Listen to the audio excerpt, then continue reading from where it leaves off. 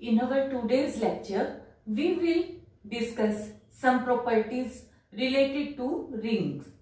First of all, elementary properties of ring. Let R be a ring and A, B, C be elements of R. Then we have to show that A dot 0 is equal to 0 dot A is equal to 0. तो मैंने एक property यहाँ पे solve की है, बाकी बस ऐसे ही मैंने लिख दी. ये बड़ी सिंपल है, तुम इजीली सॉल्व कर सकते हो.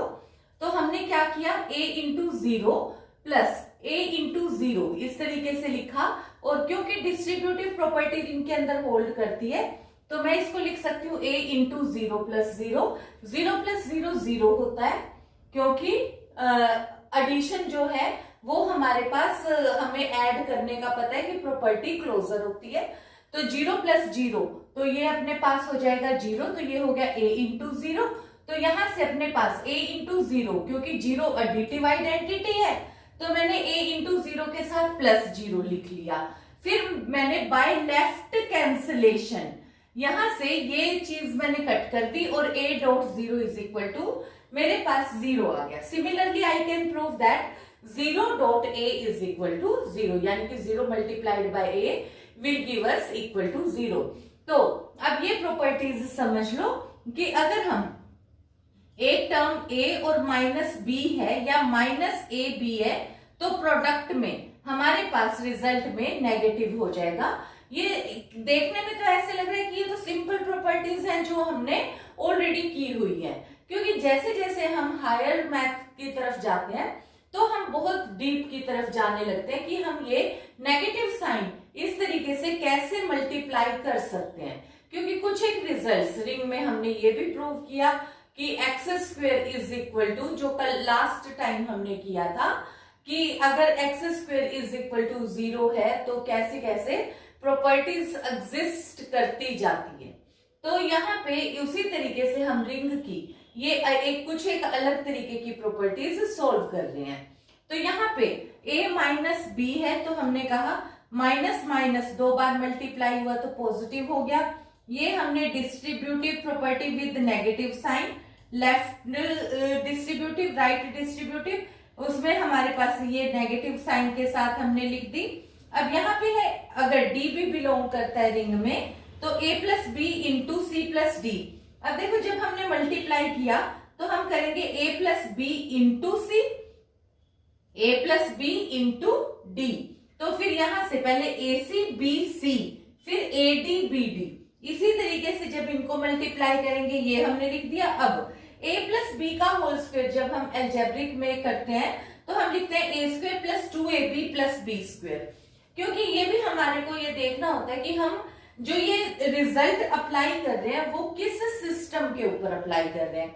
क्योंकि अगर a प्लस बी, अगर a और b मान लो एलिमेंट्स हैं ऑफ मैट्रिसेस, तब ये रिजल्ट होल्ड नहीं कर सकता कि a प्लस बी का होल स्क्वायर मैं लिख दूं a square plus 2ab plus b square. तो ये ध्यान रखना है कि हमने यहाँ पे बताया कि मल्टीप्लिकेटिव इज नॉट कॉम्यूटेटिव. तो यहाँ पे मतलब हो सकता है कि हो सकता है ना हो. रिंग के लिए मस्ट कंडीशन नहीं थी, तो हमने यहाँ पे क्या लिखा है, a प्लस बी का square, a square plus ab plus ba. ऐसे ही a माइनस बी का होल स्क्वायर को a स्क्वायर, ये अपने पास हो गया a square minus b square, a square minus ab minus ba plus b square. तो ये इसी तरीके से a plus b, a minus b will be equal to a square minus b square नहीं लिखा, माइनस ab प्लस ba लिखा है हमने. फिर ये हमारे पास कुछ एक रिजल्ट्स हैं जिनको तुम अगर चाहो तो रिजल्ट डिराइव इजीली कर सकते हो. अब हमें दिखाना है कि identity element in ring R is unique. तो हम सपोज कर लेते हैं, जैसे ग्रुप में हमने शो किया था कि अगर आइडेंटिटी एलिमेंट किसी ग्रुप में एग्जिस्ट करता है तो वो यूनिक होता है. तो ऐसे ही हमने रिंग में मान लिया कि रिंग में आइडेंटिटी एलिमेंट यूनिक ना होके 2 हैं. अगर सपोज E1 और E2 दो यूनिट आइडेंटिटी एलिमेंट्स हैं रिंग R के, तो हमारे पास क्या होगा, x E1 is equal to E1x is equal to x होगा for all x belongs to real number. और यहाँ पे हमने E1 को आइडेंटिटी माना है. सिमिलरली अगर E2 आइडेंटिटी है तो ये कंडीशन होल्ड करेगी. जहां पे E1 और E2 भी आइडेंटिटी एलिमेंट्स ऑफ रिंग है तो वो भी वैसे तो रिंग के अंदर ही बिलोंग करते हैं। और ये हम करने लग रहे हैं अंडर मल्टीप्लीकेशन, क्योंकि एडिशन के अंदर तो हम आइडेंटिटी प्रूव कर ही चुके हैं कि रिंग की कंडीशन ही है कि एडिटिव आइडेंटिटी तो एग्जिस्ट करती है। मल्टीप्लिकेटिव आइडेंटिटी का हमने रिजल्ट नहीं किया है और उसके लिए हमने क्या रिजल्ट किया था कि रिंग विद यूनिटी। तो यहाँ पे अपने पास हो गया एक्स। तो अब इस रिजल्ट में मेरे पास मैं मान लेती हूँ कि अगर x की जगह पे मैं E2 सब्स्टिट्यूट कर दूं इस इक्वेशन में तो मेरे पास क्या हो गया E1 E2 is equal to E2। ठीक है, इसी तरीके से अगर इस इक्वेशन में मैं x की जगह पे E1 सब्स्टिट्यूट कर देती हूं तो यहाँ पे क्या आ गया E1 E2 will be equal to E1। यहां से मेरे पास E1 E2 तो यूनिक ही एलिमेंट है और रिजल्ट क्या आ गया E2 is equal to E1। यानी कि अगर मेरे पास कोई भी आइडेंटिटी एलिमेंट एग्जिस्ट करता है तो आइडेंटिटी रिंग में भी यूनिक होगी। फिर अपने पास अब रिजल्ट है कि अगर लेफ्ट आइडेंटिटी, एक रिंग है R be ring having unique left identity E1, तो यही आइडेंटिटी E1 राइट आइडेंटिटी भी होगी। मतलब left identity is equal to right identity. तो अब हमारे पास है कि हमने कंसीडर कर लिया let E1 be the left identity that is E1 x is equal to x। हमने केवल लेफ्ट वाला रिजल्ट लिखा है, राइट वाला नहीं लिखा है। तो हमने यहाँ पे E1 x is equal to x, तो मुझे राइट वाला शो करना है x E1 is equal to x। तो यहाँ पे let x belongs to R। फिर मैंने कहा कि कोई y एलिमेंट भी है जो रिंग R में बिलोंग करता है। अब यहां से देखो मैंने क्या एलिमेंट लिया, यहाँ पे मैंने x E1 ले लिया और फिर माइनस x करा, ये वाला रिजल्ट प्लस E1 के साथ इंटू y1 ले लिया। अब y ले लिया तो अब मैंने यहां से इसके ऊपर डिस्ट्रीब्यूटिव प्रॉपर्टी के अकॉर्डिंग ये मेरे पास हो गया x E1y minus xy plus E1y। अब ये वाला रिजल्ट तो मुझे पता ही है कि x E1, तो जो ये रिजल्ट मेरे पास है ये किसके इक्वल हो गया, ये मेरे पास x के इक्वल हो गया, ये y minus xy plus y, यहां से xy कट गया और ये रिजल्ट मेरे पास कितना आ गया, केवल प्लस y। यानी कि ये एलिमेंट इनटू ये एलिमेंट एज इट इज आ गया। तो इसका मतलब क्या है कि ये आइडेंटिटी एलिमेंट है। तो ये अगर ये वाला आइडेंटिटी एलिमेंट है मतलब ये भी लेफ्ट आइडेंटिटी है, क्योंकि इनटू y रखा तो रिजल्ट क्या है, y ही आया। तो पर मेरे को तो पता है कि लेफ्ट आइडेंटिटी यूनिक है, क्योंकि मुझे तो दी हुई है कि अगर लेफ्ट आइडेंटिटी एग्जिस्ट करती है और वो यूनिक है तो मुझे राइट आइडेंटिटी बतानी है कि राइट आइडेंटिटी भी E1 ही है। तो यानी कि मेरे पास यही result is equal to E1 है।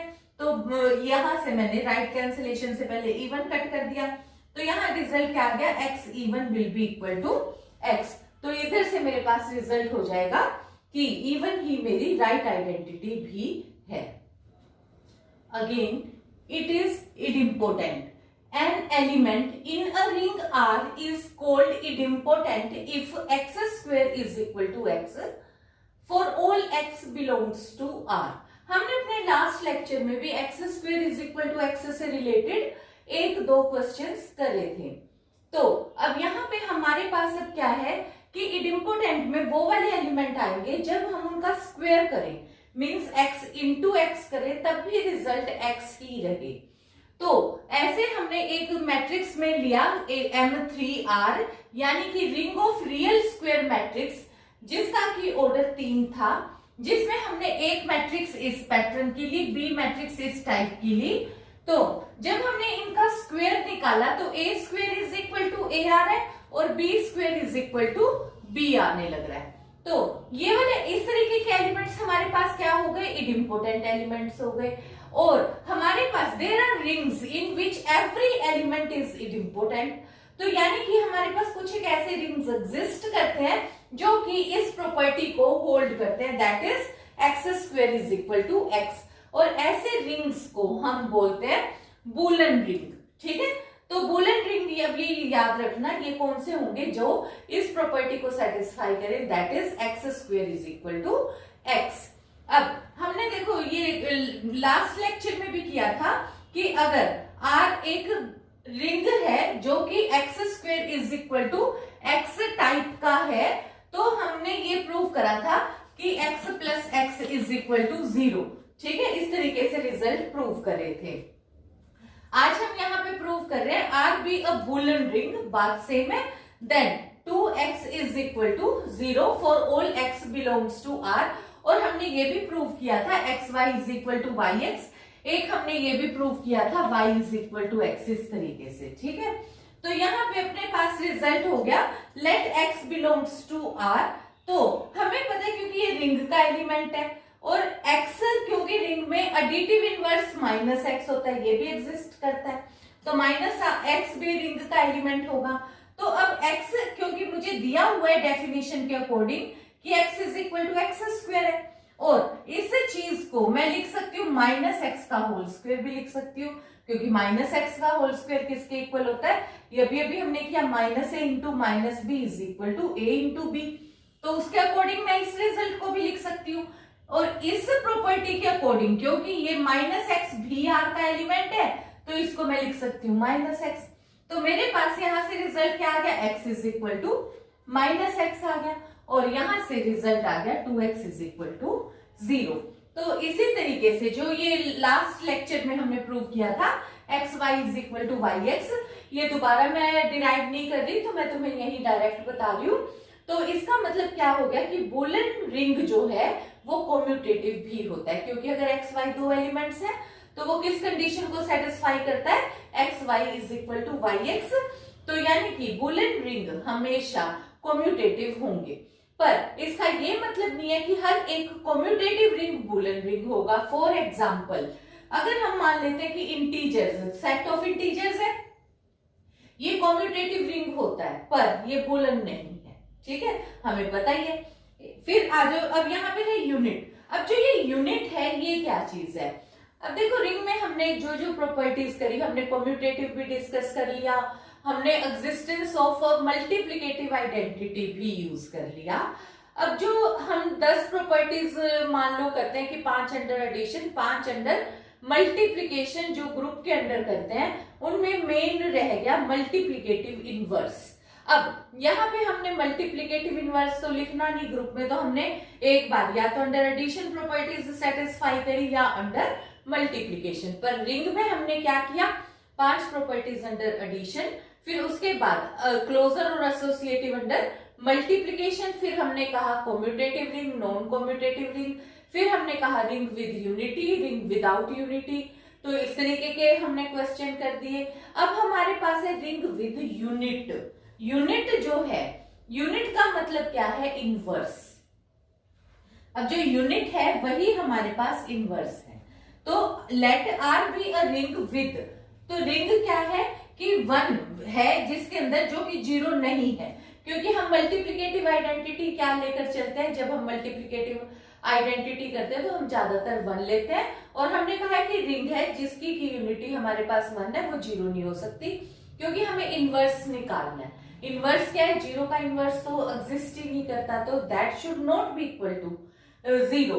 तो रिंग विद 1 का मतलब ये है कि जैसे हम u वैल्यू एक कराए यहाँ पे, तो जो रिजल्ट होगा u, और अभी मैं तुम्हारे को बताती हूँ, then an element u belongs to r is called a unit if there exist v belongs to r such that, कि जब मैं u और v को मल्टीप्लाई करूं, तो क्योंकि कम्यूटेटिव की वजह से v इंटू यू भी आएगा और इज इक्वल टू 1 रिजल्ट आएगा, then v is called the inverse of u and is denoted by u inverse।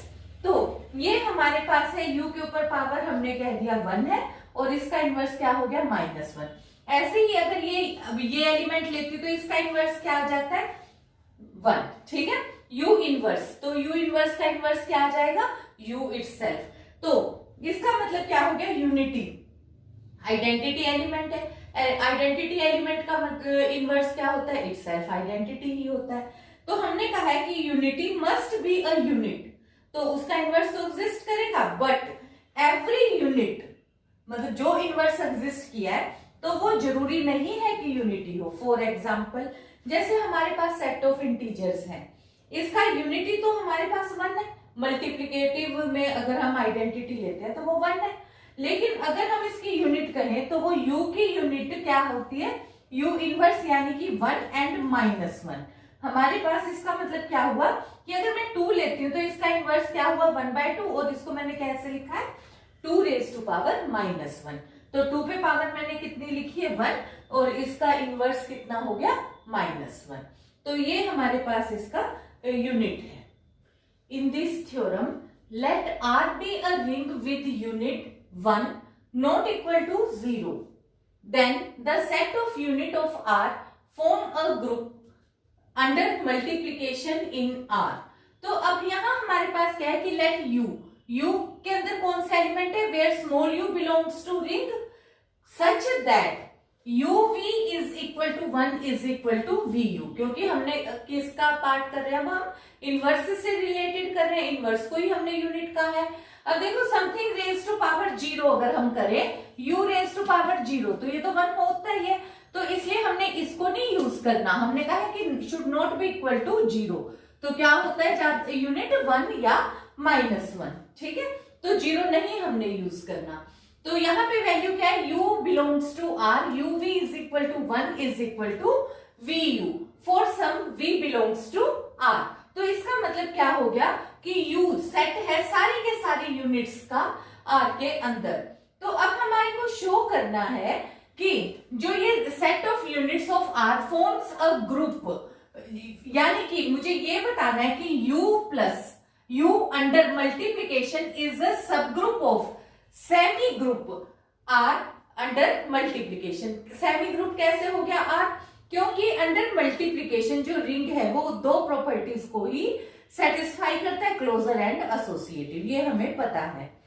तो अब clearly u can't be equal to 5 because we know that 1 तो belong करेगा ही करेगा u के अंदर, आइडेंटिटी एलिमेंट तो है ही इसके अंदर कि 1 बिलोंग करेगा और 1 का इनवर्स क्या होगा विल बी इक्वल टू 1।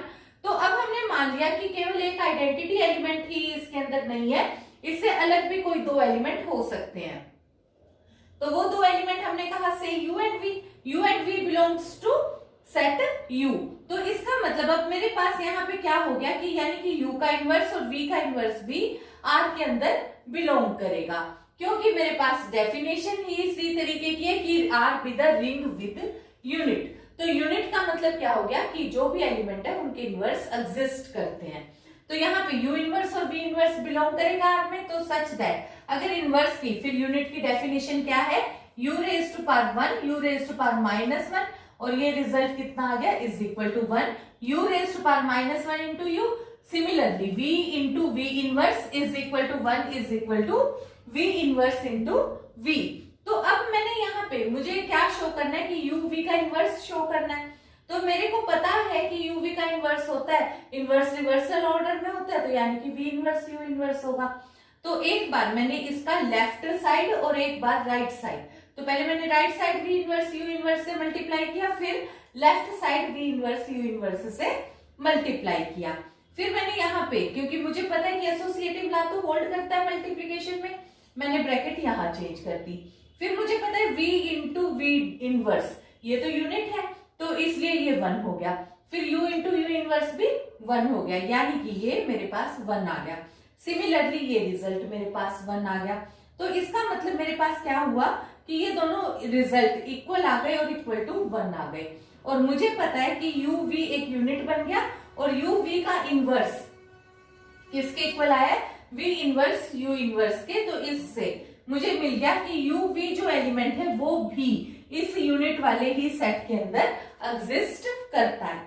तो फिर से अब मैंने ले लिया कि अब मुझे ये तो पता ही है कि 1 बिलोंग करता है u के अंदर, तो यहाँ पे क्योंकि विद यूनिट है तो और विद यूनिट में हमें पता ही है कि आइडेंटिटी एलिमेंट तो उसके अंदर एग्जिस्ट करती है। तो for each u belongs to u there exist u inverse belongs to u such that u inverse is equal to 1 is equal to u inverse u। तो इससे मेरे को मिल गया कि u इनवर्स भी u के अंदर बिलोंग करता है। और फिर हमने सब ग्रुप के लिए कंडीशन क्या बताई थी, अगर हम एक तरफ तो ये वाली क्लोजर प्रॉपर्टी शो कर दे कि u v बिलोंग करता है u में, और एक मैंने शो कर दिया कि u का इनवर्स बिलोंग करता है u में, तो इसका मतलब क्या हो गया कि u will be a subgroup of. अब सब ग्रुप ऑफ क्या है सेमी ग्रुप अंडर मल्टीप्लीकेशन इन R, ठीक है। तो ये हमारे पास इसका रिजल्ट है। This question is related to nilpotent.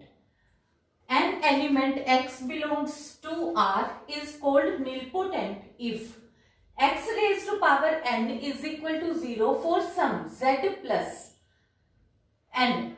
The smallest z plus with this property is called the degree of nilpotency of x. तो इसका मतलब क्या है, z प्लस क्या हो गया कि नेचुरल नंबर n जो है कोई भी एक नेचुरल नंबर है जो हम इसके ऊपर x के ऊपर जो भी पावर देंगे तो कोई नेचुरल नंबर पे पावर देने से इज इक्वल टू ये 0 बन जाए।